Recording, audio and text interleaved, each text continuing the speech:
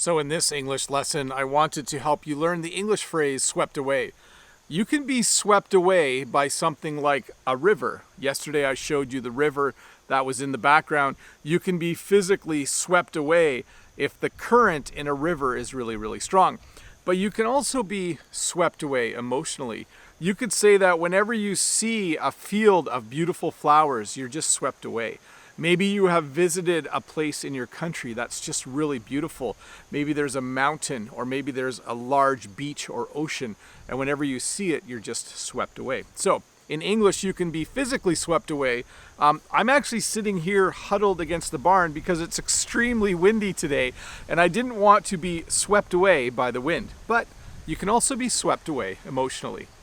The other phrase I wanted to look at today is the phrase to be swept off your feet. Now this has to do with the emotion of love.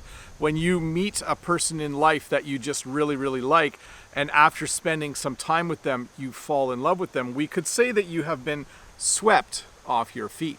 So this often happens in older movies. You'll see a scene where the girl or the guy meets someone and very quickly they enjoy each other's company, and then they fall in love and they are swept off their feet. So when you are swept away by something, you can be physically swept away by the current in the ocean. You could be emotionally swept away by something that you see that is beautiful.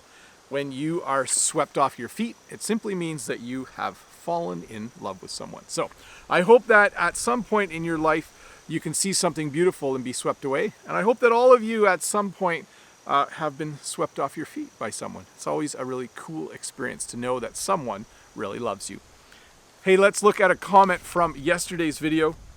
This comment is from Brent, who is American English with this guy on YouTube. And he says, I think that's true about a body of water recharging us. Thankfully, I only live about 30 minutes from the Atlantic Ocean. But each time I visit, I have almost a renewed spirit. And my response was, I have a similar experience when I'm at the lake. I think the waves are what I like the best. The sound of waves is one of my favorite sounds. Well, thank you for that comment, Brent. This comes from a video a couple days ago where I'm sitting in front of the river. Might have been yesterday's video. And I was mentioning how water just kind of soothes my soul. And Brent is kind of mentioning the same thing here. There's something about large bodies of water. There's something about the ocean or a river. For me, it's definitely the sound of waves. So anyways, thanks Brent for that comment. It is beautiful to just go and to hear things like the ocean. Hey, I did want to leave you with this though. I got a haircut today. If you are watching this, I guess you're watching this on Tuesday. It's actually Monday right now. This is the first day of school. So I have got my first day of school haircut. I'll tell you a little secret. I'm a little worried about school because when I wear a mask, students will not be able to see my facial expressions. I'll show you some of my facial expressions. This means good job. This means you're not doing what you're supposed to be doing. This means I'm getting a little bit tired of your behavior.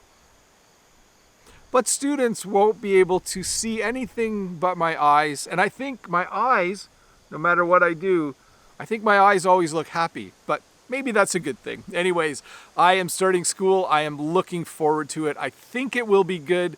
Again, I do have a little bit of nerves. I'm feeling a little bit nervous because there is still COVID around. Cases in Ontario, Canada are relatively low, but I do have to say I am still a little bit worried. But we'll see. I think it will go good. I'll practice my facial expressions while wearing my mask.